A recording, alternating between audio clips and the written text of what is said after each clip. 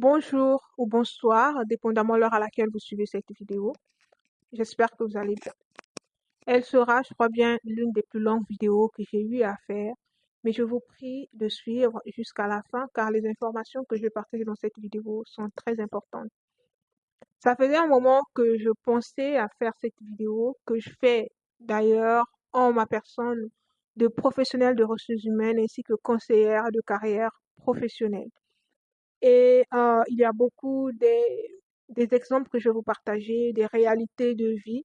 Ce qui coïncide bien avec le fait de faire cette vidéo, c'est que j'avais aussi reçu, dans la même période que je réfléchissais à faire la vidéo, car je discutais avec l'une de mes petites sœurs, je vais vous parler peut-être de son expérience plus tard, le long de la vidéo, afin que vous compreniez bien. Donc, je discutais sur le sujet avec elle qui concerne le choix des filières ou encore le choix de la profession. Et après, je crois le même jour ou le lendemain du jour que je parlais avec elle et que je lui expliquais que voilà, j'avais envie de faire la vidéo à propos, bah, je tombe sur une question sur TikTok et une personne qui m'avait demandé également de faire une vidéo.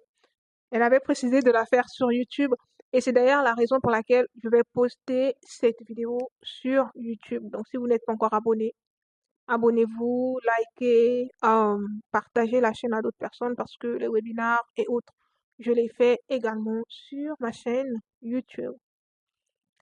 Aujourd'hui, nous allons parler des choix des filières et précisément pour les personnes qui veulent faire le programme PEC-G, qui est donc le programme qui permet aux ressortissants des différents pays afin de venir bénéficier d'une bourse d'études au Brésil, mais ça peut s'appliquer à n'importe qui cherche à faire des études, peu importe que ce soit au Brésil ou ailleurs.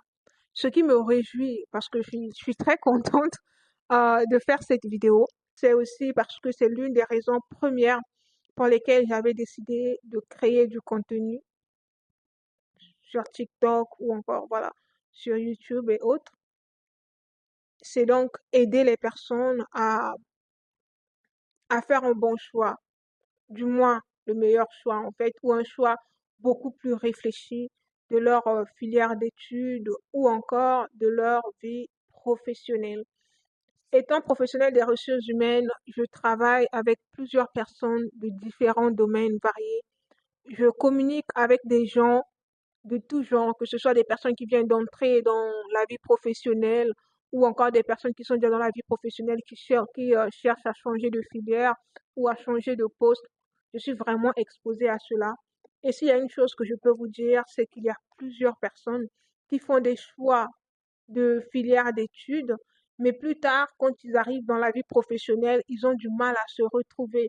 Soit elles ont du mal à trouver le travail, ou encore ces personnes, elles ont du mal à être confortables avec la filière qu'elles ont choisie. Et c'est ainsi qu'on verra qu'il y a beaucoup de gens, en fait, qui font des reconversions de profession. Une personne a commencé peut-être en tant que journaliste et après elle change d'avis, elle devient quelqu'un d'autre et ainsi de suite. Et la chose à retenir, c'est que lorsque vous ne faites pas bien le choix de votre filière ou encore le choix de votre profession, vous allez vivre une vie professionnelle, mais pas du tout agréable. Pas du tout agréable. Alors, comment faire pour éviter de faire des mauvais choix ou encore comment faire pour choisir une filière qui, pour une filière pour laquelle vous n'allez pas regretter en fait dans 2 ans ou même l'année prochaine. Avant que je ne rentre dans le vif du sujet, je vais vous partager l'expérience de ma petite sœur que je vous ai mentionnée plus tôt et comment est-ce qu'on est arrivé à parler de ce sujet. Et déjà que je pensais faire une vidéo pareille, ça m'a encore motivé plus de parler de ce sujet. Et le commentaire, c'était juste vraiment la cerise sur le gâteau. Et déjà, je dis merci à cette personne qui a laissé cela en commentaire, car il y a beaucoup de sujets auxquels je pense et je me dis, ce sujet, il est important, je dois en parler.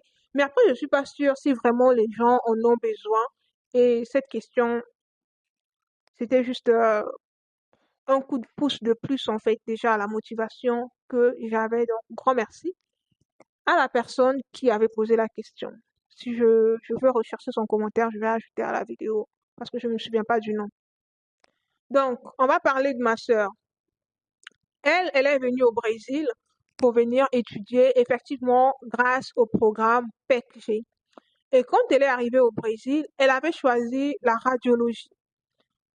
Il y avait la radiologie et une autre filière, mais on l'avait sélectionnée pour faire la radiologie au Brésil. Elle arrive, elle a fait son programme, sélectionnée, toute contente. On l'a sélectionnée dans une ville qui est beaucoup convoitée aussi par plusieurs personnes. Et elle est arrivée, elle était contente. Donc, elle a fait son programme de langue dans une autre ville. Dieu merci, elle a satisfait au CELP-Braz. Et après, elle est revenue pour pour continuer les études universitaires. Sauf qu'au moment de faire les études universitaires, elle se rend compte que le programme de radiologie qu'elle avait choisi n'était pas exactement ce qu'elle croyait que c'était. Donc, sa filière, en fait, consiste à réparer, je crois bien, les appareils. C'est un peu technique, genre réparer les appareils de radiologie, ce genre de choses. Ça n'a rien à voir avec être en contact avec les patients. Et là, elle s'est rendue compte que elle avait fait un mauvais choix, en fait. Et pour régler ce problème, elle a décidé de faire un changement de filière. Et là, c'était compliqué pour elle parce qu'on lui a demandé beaucoup de choses et jusqu'à ce qu'on lui a demandé de faire le vestibulat, qui est un test qu'on fait ici au Brésil. Et c'était devenu trop compliqué pour elle. Dieu merci, elle a fini par prendre une décision finale par rapport à son problème. Mais je vous partage son expérience parce qu'en effet, elle voulait faire la médecine, hein, j'ai oublié de préciser. Elle voulait faire la médecine, mais le processus a été très compliqué pour elle, donc elle était obligée de changer d'avis, de prendre une autre décision par rapport à sa vie professionnelle. Et je l'ai vue stressée en fait. Elle stressait tellement. Et c'est beaucoup d'anxiété d'être là, de se dire, je vais faire la filière là, mais c'est pas ce que je veux vraiment. Des personnes qui sont déjà dans le domaine, car elle m'avait fait comprendre qu'il y avait une personne qui faisait le cours avec elle, mais qui travaillait déjà dans le domaine. Et on lui a fait comprendre que c'est pas facile de trouver le travail. Et c'est vraiment stressant. Du coup, j'aimerais que nous utilisons son expérience afin que chacun de vous puisse faire un choix beaucoup plus réfléchi et éviter de vous retrouver dans ce genre de situation.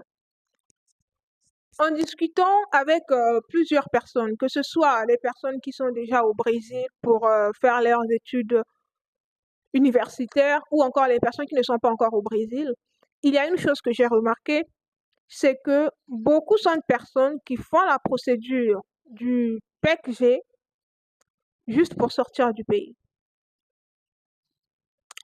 Et les gens prennent très peu de temps pour analyser et réfléchir sur les filières, sur les filières à suivre en fait, ou bien qu'est-ce qu'il faut étudier à l'université.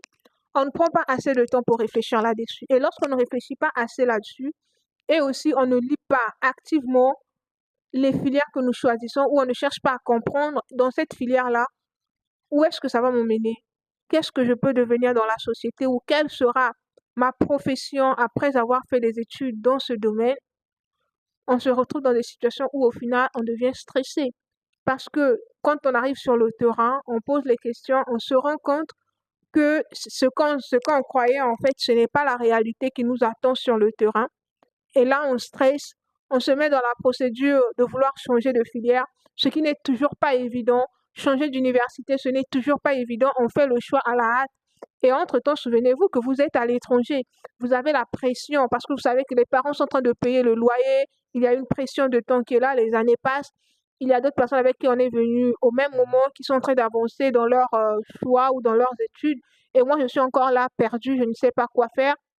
Je me rends compte que c'est pas une filière que j'ai aimée. Bon, je suis arrivée au Brésil, je croyais que j'allais changer de filière, mais là, la procédure de changement, elle complique pour moi parce que la réalité est que c'est pas tout le monde qui sera en mesure de changer de filière. Une fois que vous arrivez au Brésil, certaines personnes vont facilement changer soit de filière, soit de ville, mais pour d'autres, ça pourrait être compliqué. Et ça, c'est une réalité à laquelle on doit faire face. Et je vous le dis clairement, afin que vous preniez plus de temps à réfléchir sur les matières que vous allez faire, plutôt que de vouloir venir au Brésil et réfléchir ici. Ça ne sera vraiment pas évident et ça peut être vraiment stressant. Quand je dis que ça peut être vraiment stressant, je sais de quoi je parle. Donc, prenez cette vidéo au sérieux, prenez le choix de votre filière d'études au sérieux et faites un choix que vous n'allez pas regretter demain. D'accord? Donc, pour revenir à ce que je disais par rapport au choix de filière, lorsque vous voulez choisir une filière, il est important pour vous, premièrement, de savoir la filière que je vais faire. Est-ce que elle contient des matières dans lesquelles je suis bon ou bonne, ou elle contient des matières où je peux exceller? Quelles sont les matières qui viennent avec cette filière-là? Est-ce que ce sont des choses que j'aime? Parce qu'il ne faut pas juste choisir. Tu fais un choix comme ça, je te dis, ouais, je veux faire cette filière et tout. Mais après, si cette filière contient les mathématiques et tu te rends compte que tu n'aimes pas les mathématiques, c'est ta bête noire. Et là, c'est compliqué en fait. Donc, essayez de faire un effort à vous renseigner sur ce point. Est-ce que ça contient les filières que j'aime ou encore les cours que j'aime? Est-ce que c'est une matière que je comprends? Est-ce que c'est une filière pour laquelle j'ai déjà un certain, je vais dire une filière que j'aime en fait? Parce que lorsqu'on fait ce qu'on aime, c'est plus facile de s'en sortir que lorsqu'on fait une chose juste parce que on n'a pas le choix que de faire la chose. Pensez-y et réfléchissez à propos. La troisième question que vous pourriez vous poser est celle de savoir, à la fin de mes études, est-ce que j'ai la possibilité de trouver facilement le travail dans ce domaine, surtout à l'échelle internationale, parce que la plupart des étudiants qui viennent pour le PECG, pas la plupart, tous les étudiants qui viennent pour étudier au Brésil, grâce à cette bourse, sont des étudiants internationaux.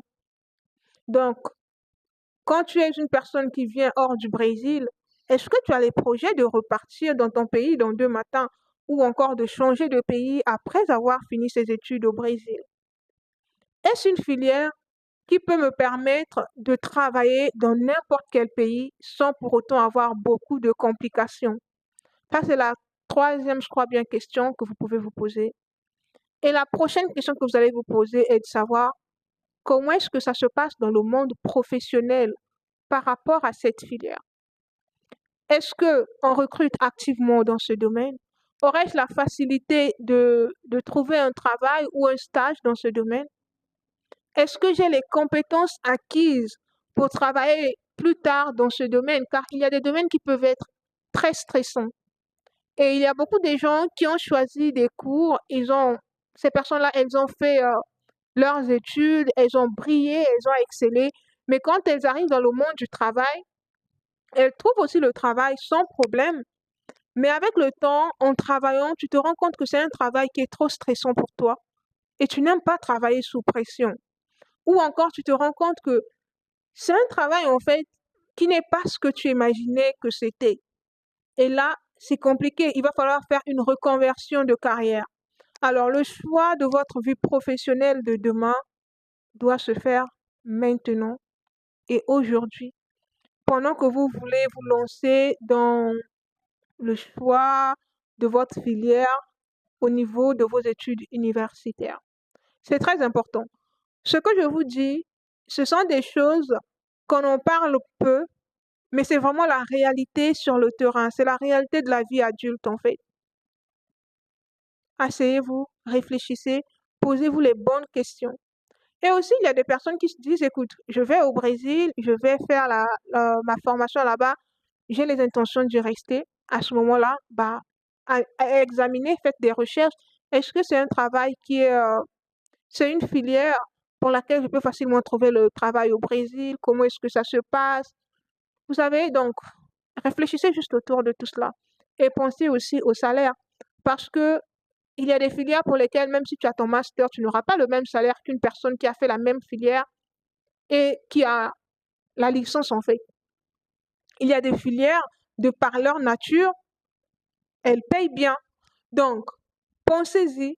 Aujourd'hui, ça peut paraître trop tôt pour y penser, mais je peux vous dire que les jours passent tellement vite que dans 2 matins, vous pouvez vous retrouver dans une situation où vous vous direz, mais pourquoi j'avais choisi cette filière? Donc, je ne veux pas que vous puissiez regretter. D'où, je vous conseille vivement de prendre le temps de réfléchir. Et pour ceux qui voudront rentrer dans leur pays plus tard, est-ce que j'aurai la possibilité de trouver facilement le travail au pays lorsque je rentrerai après avoir étudié cette filière. Fini avec les réflexions ou ce que vous devez prendre en compte avant de choisir votre filière d'études.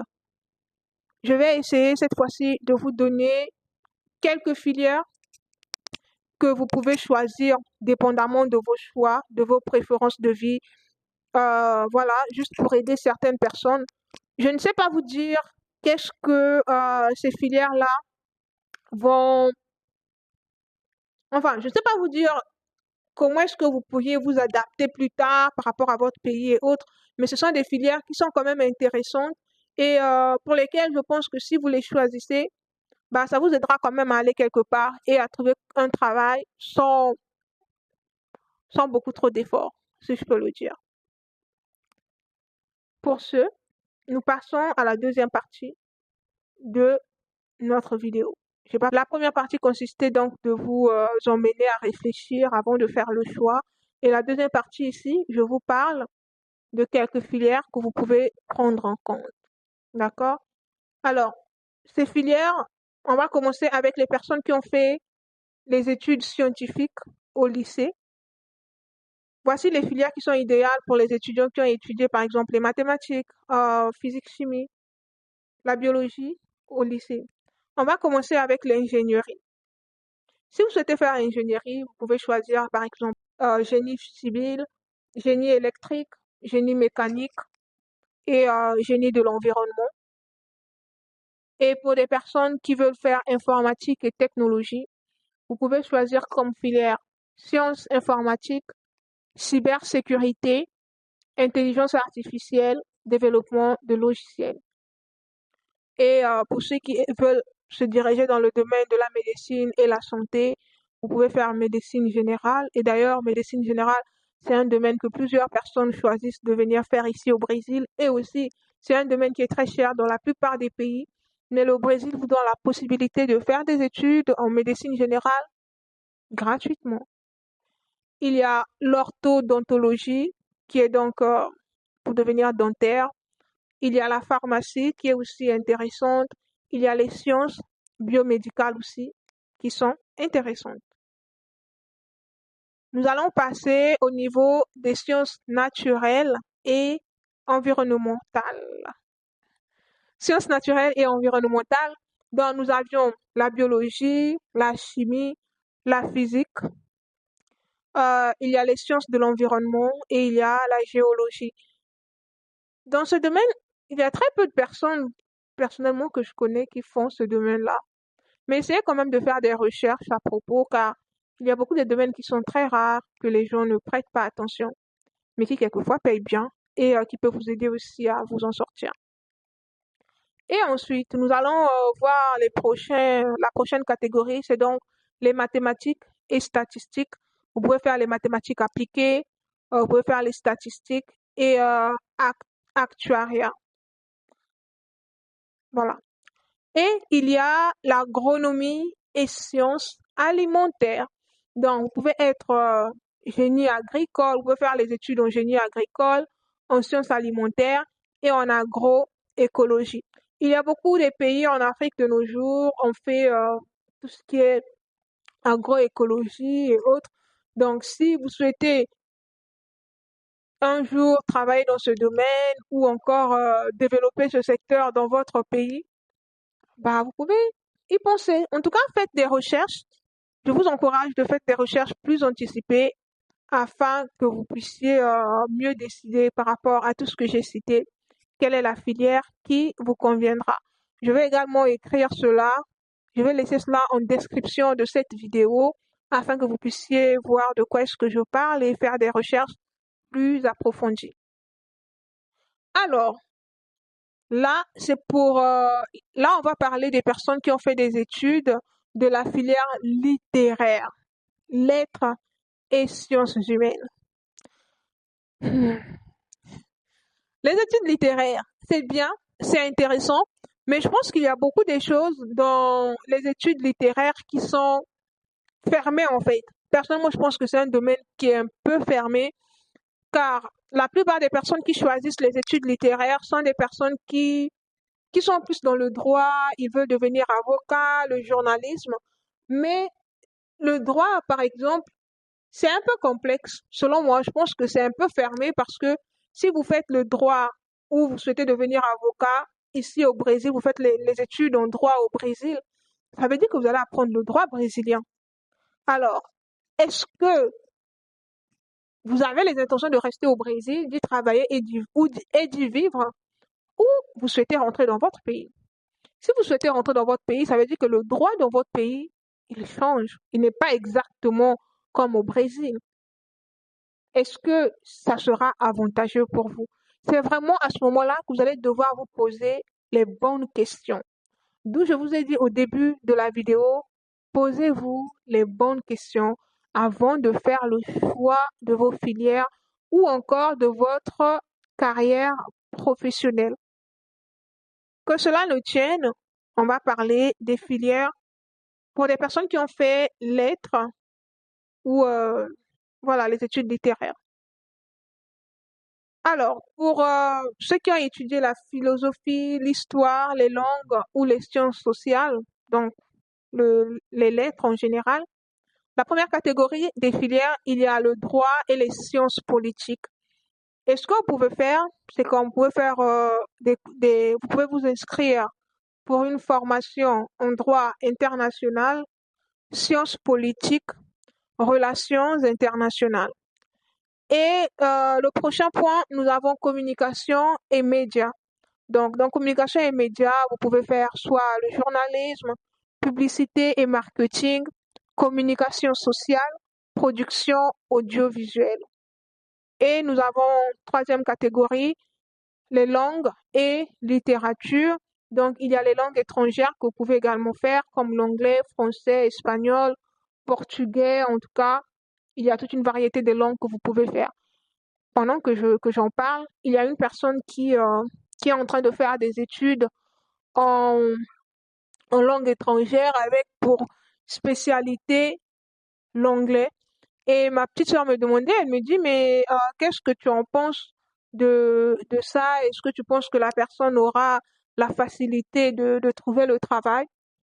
C'est vrai que ce n'est pas un domaine dans lequel je suis activement en train de travailler, mais de par mon expérience, je pense que lorsqu'on fait des études en langue étrangère, surtout quand vous choisissez l'anglais, ça peut être très risqué pour vous sur le marché du travail.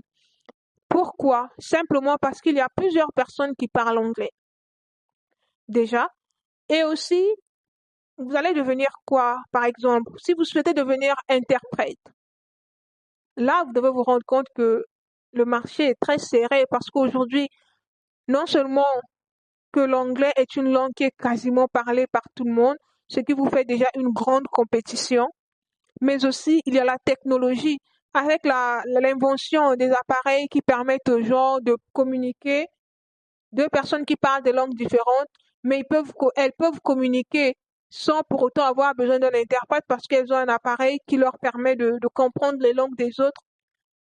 Vous pouvez comprendre que c'est compliqué en fait. Ça veut dire que ça sera très complexe pour vous de vous en sortir. Ça va vous demander beaucoup plus que ça aurait pu demander à quelqu'un qui a fait médecine, par exemple. Vous voyez? Donc, une fois de plus, ce sont des exemples que je vous donne de la vie réelle sur le marché de l'emploi. Réfléchissez, réfléchissez. Mais après, pour des personnes qui veulent tout le temps faire langue étrangère, choisir l'anglais, par exemple, ou le français, l'espagnol, en tout cas, si c'est ça votre appel, c'est ce qui vous passionne, n'hésitez pas de le faire. De mon côté, je n'interdis personne de faire quoi que ce soit. Je vous partage juste des expériences de la vie réelle et ça sera à vous de voir ce qui va mieux pour vous. Il y a aussi littérature comparée, il y a traduction et interprétation que vous pouvez faire aussi. Ensuite, nous avons la quatrième catégorie des filières. Il y a donc les sciences humaines et sociales. Vous pouvez faire la sociologie, physiologie, l'anthropologie, la philosophie, l'histoire. Et ensuite, il y a le domaine de l'éducation. Dans les domaines de l'éducation, les filières que vous pouvez faire sont les suivantes. Il y a donc la pédagogie que vous pouvez faire pour devenir enseignant. Il y a les sciences de l'éducation. Il y a l'orientation scolaire et professionnelle. Il y a également, voilà, c'est tout, hein, les trois que je vous partage pour l'éducation. Et la dernière catégorie, parmi les catégories que j'ai sélectionnées, il y a l'art et culture. Donc, vous pouvez faire des études en beaux-arts, en muséologie, euh, l'histoire de l'art, la danse, le théâtre et la musique.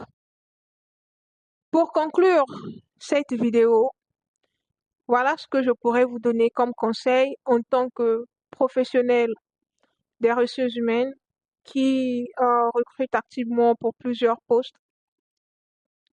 La vie, elle est imprédictible, hein, je dirais. Il y a, personne ne sait en fait ce que le lendemain lui réserve. Pour ma part, étant toute petite, j'ai toujours voulu faire la médecine, mais je n'ai pas fait la médecine, je me suis retrouvée dans les ressources humaines. Déjà, je suis très contente parce que c'est un domaine que j'avais jamais rêvé faire autrefois, mais c'est un domaine qui m'a vraiment ouvert les yeux, qui m'a vraiment ouvert les portes. C'est un domaine qui m'a permis de communiquer avec des différentes personnes de différents endroits. Je m'épanouis énormément en travaillant dans ce domaine, mais je peux vous dire qu'il y a énormément de réalités aussi qui quelquefois je me demande est-ce que ça en vaut vraiment la peine de travailler dans ce domaine. C'est aussi beaucoup complexe. Mais au final, quand tu aimes ce que tu fais, tu finis toujours par t'en sortir. Je ne suis pas mieux placée pour vous dire quelle filière faire, quelle filière ne pas faire. Ce que je fais, c'est de vous donner des pistes, de vous donner des conseils par rapport à la vie professionnelle en fonction de mes expériences personnelles et professionnelles et de ce que je vois autour de moi, des personnes avec lesquelles j'interagis, afin de vous aider à faire des meilleurs choix. J'espère que cette vidéo vous aurait été utile. Si cela vous a parlé, asseyez-vous, posez-vous les bonnes questions, faites le bon choix et minimisez les erreurs. Car lorsqu'on n'a pas fait le bon choix, non seulement on se retrouve dans le stress, à se demander qu'est-ce qu'on va faire, qu'est-ce qu'on ne va pas faire, qu'est-ce que demain nous réserve et qu'est-ce que le lendemain ne nous réserve pas, mais aussi vous vous retrouvez dans une situation où vous risquez de perdre énormément d'années d'études pour rien. J'ai vu des gens qui ont le master, le doctorat dans certains domaines, mais dans 2 matins, elles ont eu du mal à s'en sortir en fait, ou à trouver le travail. Prenez en compte les réalités de la vie sociale, ne les négligez pas lorsqu'il s'agit de faire le choix de vos filières ou encore de votre profession. Je vais vous donner un exemple très banal. Admettez que vous êtes un homme et que vous allez faire une formation pour devenir secrétaire ou encore vous choisissez même pas secrétaire, vous choisissez la réception comme votre direction professionnelle, votre direction de carrière professionnelle. Même si vous avez le master dans le domaine ou le doctorat, bah, rien que de point de vue social, les choix sont très restreints parce que si vous souhaitez faire la réception ou l'accueil, c'est un domaine où on priorise plus les femmes. Bien que je pense que n'importe quel genre s'en sortira très bien à ce poste, mais on aura plus tendance à prioriser les femmes, à les mettre à la réception. Ce qui veut dire qu'en tant qu'homme, en choisissant cette filière-là, d'une certaine manière, tu te bloques en fait les portes pour rien ou tu réduis tes chances de trouver le travail. C'est un exemple très banal que je vous ai donné, mais j'aimerais bien que ça vous permette aussi de bien réfléchir avant de faire le choix. Merci d'avoir suivi jusqu'à la fin.